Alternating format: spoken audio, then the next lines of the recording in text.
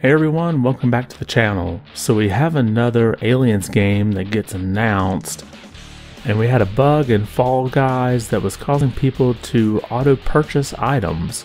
We have those topics and more to cover, but before we get started, if you like this video, be sure to give it a thumbs up. And if you haven't yet, consider subscribing and hitting that notification bell so we can keep you up to date with all the latest gaming news. Now let's get started. First, we have this announcement of a new Aliens game coming from Survivos. This new Aliens game will feature an original storyline set between the Alien and Aliens films, where a battle-hardened veteran has a vendetta against the xenomorphs. This game will take full advantage of Survivos' experience in creating immersive and authentic gaming experiences and is being developed for the PC, console, and VR. And then they say it will be using Unreal Engine 5. Now they plan to announce more information about this during the Alien Expanding a Dark and Frightening Universe panel at San Diego Comic-Con on July 21st. Now, don't confuse this with the recently announced Aliens Dark Descent that is a top-down cooperative shooter. Survivos describes this as an intensive single-player action horror game set in the iconic Alien universe. Now, Survivos has mainly done VR games with mixed results. One of their highest-rated games is 2018's Creed Rise to Glory. And this was seeing about like high 8s or 9s in ratings. However, they also did Big Rumble Boxing Creed's Champions, which has a Metacritic score in the 60s on Xbox and PlayStation, with the Switch version sitting at a 58. Right now we don't have a release date for this game, and I'm most likely going to have to wait till reviews come out before I check this out. Next, we have an interesting story that developed over the day last Friday, and it has to do with Fall Guys. Let's take a look at this headline from VGC. Fall Guys players forced to auto-buy items are reportedly being denied refunds. Now, there was a video of this posted on Reddit, and you could clearly see that when someone just selected to look at an item, it was automatically buying it. This didn't seem to happen every time, but it did happen. And I think some of the biggest controversy coming out of this is that there didn't seem to be a good response coming from the Fall Guys player support.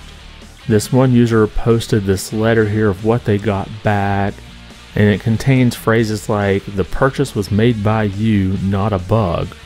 Whether it was intentional or not, this is still the case." And also adding that this is not a known issue because it's not an issue. Now, to give a little graces, I don't know what type of letter was sent to technical support, so the original letter to technical support may not have been the kindest, but obviously if you're a big company like this, you should train your employees for a little better customer service.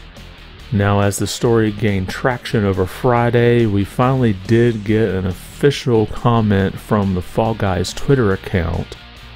"We heard your feedback on accidental purchases and we're sorry. To make it right, we're improving the store design to prevent this. All refund requests for cosmetics from June 21st, 2022 will be honored until we improve the store." And it looks like they're giving away something in the game in order to help with the apology. So I give them kudos for this turnaround and decision, and it may also be a good idea for them to think about a little better customer support training, although I wouldn't doubt if many of these customer support agents are outsourced. Next, the NPD group released their sales numbers for video games for the month of June, and we'll just say it really hasn't improved much over the past few months. Pretty much everything is down across the board by about 10%, and this time there's not really much help coming in the way of subscriptions in order to offset the declines in other areas. Now, they also added that the Switch was the best-selling console in the US for the month of June in terms of units, but the PS5 generated the highest dollar sales among video game hardware platforms.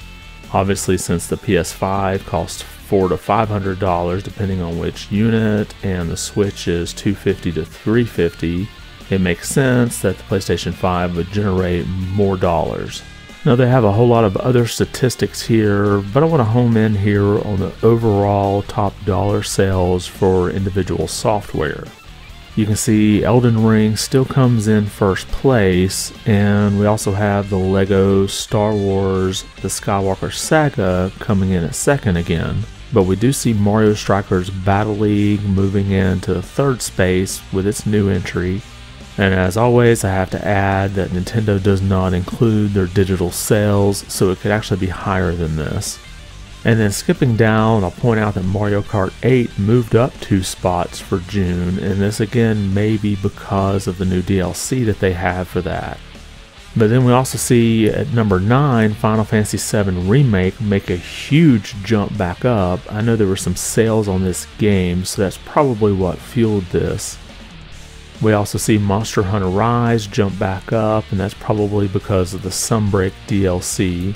And then just to point out the bottom half of the titles that are new here, we have F122 at number 12, we have Fire Emblem Warriors 3 Hopes at 16, Sonic Origins coming in at number 17 does kind of surprise me. I would have expected that to be a little bit higher than that, but then we finally round off the new games at number 19 with The Quarry.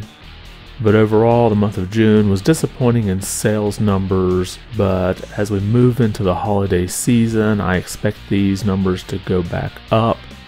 And if Sony can manage to pull off 18 million PlayStation 5s this fiscal year, that should really help as well.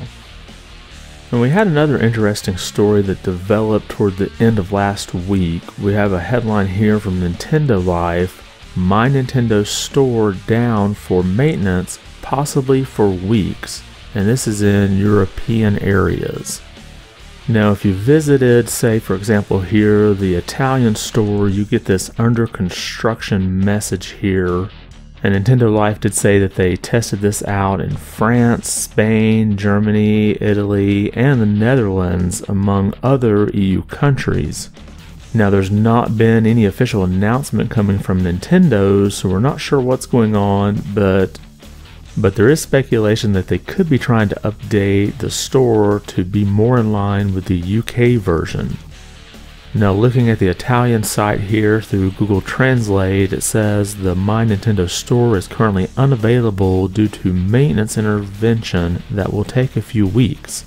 But the more interesting part is at the bottom here, it says until the end of this intervention, it will not be possible to place orders or browse the My Nintendo Store. Orders already placed will be regularly delivered as indicated in the relative information emails. Now it's not really a good time to take down an online store when you have a big game like Xenoblade Chronicles 3 coming out.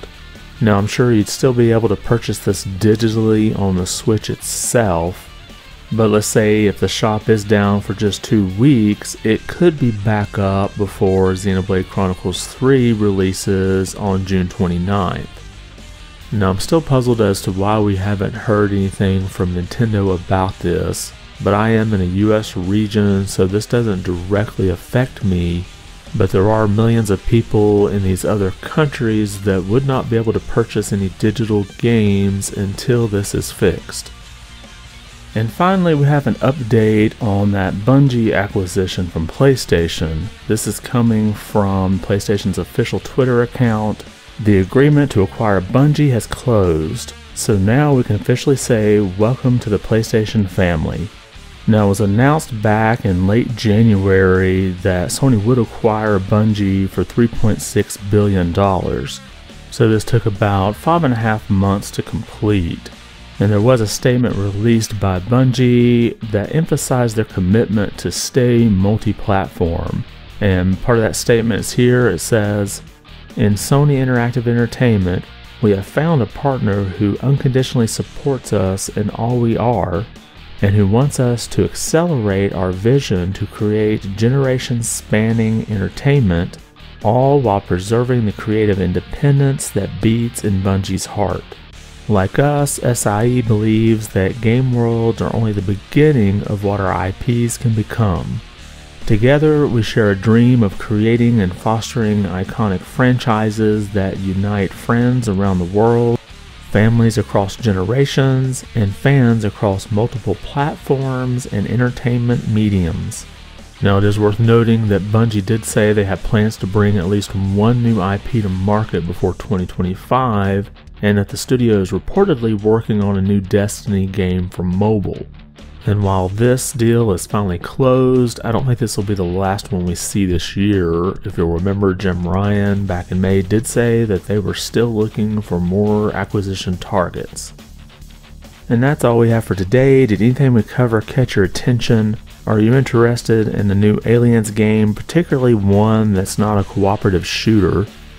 And what are your thoughts on the declining sales of video games? Is it just due to the overall crappiness of the economy, or is it more due to lack of new titles? Drop a comment about those topics or anything else we covered today. I want to thank you for watching, and be good.